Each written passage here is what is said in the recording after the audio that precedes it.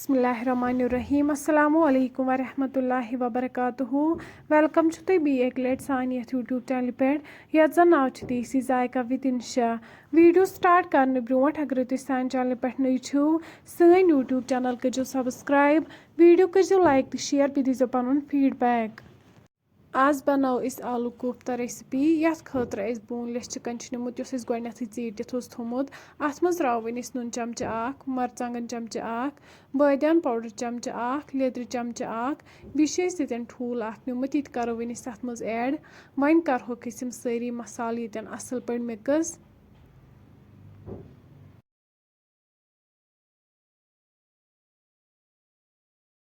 युथु यम सारी मसाल असल पे मिक्स गसन अम पत दिमो लगभग अत अड़िस घंटस रेस्ट अड़ गंट बाद नो यम पानस मज तील युथु गरम गि वन त्रोक यम कोफ्त अथ मज करहोक असल पे फ्राई।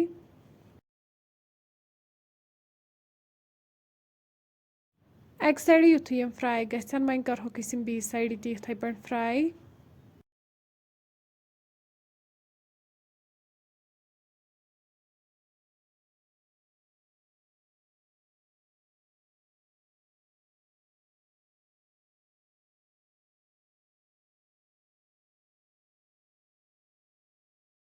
तुम हेकु ये वुचित यम फ्राई असल पे गमित अम पत कड़होक वन यम अकिस प्लेटस मज नेबर।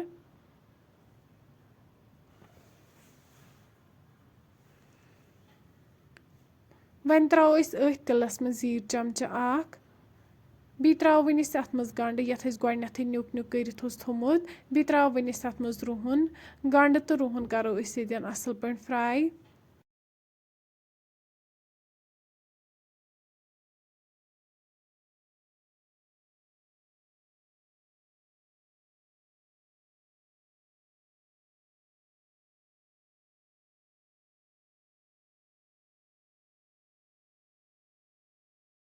गंड तो रुहन युथु फ्राई गम आलवन यमन पीस थमित बनत अम पत करहोक वन अथ मज ऐड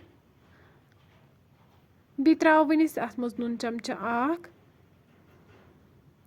वन आलव तीस कालस फ्राई करें यीतिस कालस न तेल वापस दिन।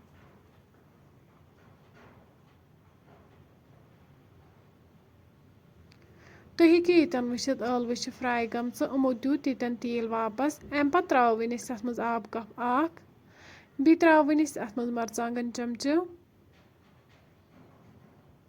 लेदर चमचे आख बादियान पाउडर चमचे आख यम सारी मसाल करो असल पे मिक्स।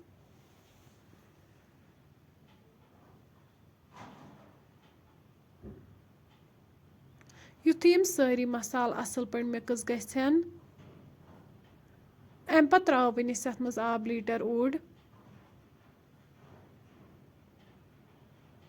ये निमुत सब्ज ٲल बड़ ٲल दालचीन बी निमुत दान वल ब्योल यह चीटित थोमुत अम पत करो वन अत मज ऐड अत ग्रेवी मज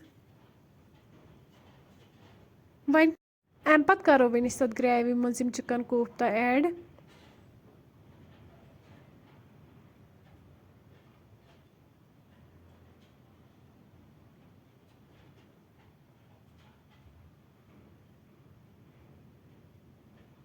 वन थो अत पे ठाण तीस कालस अमिच ग्रेवी कम गि 10 मिनट बाद तुलो वन ये ठाण थोद अमिच ग्रेवी कम गमज लास्टस पे त्रो वन कसूरी मेथ सन रेसिपी ये बिल्कुल तैयार। फ्रेंड्स अगर तुम सोन अजुक वीडियो पसंद आमुत सन यूट्यूब चैनल करो सब्सक्राइब भी दीजो पनुन फीडबैक। अल्लाह हाफिज।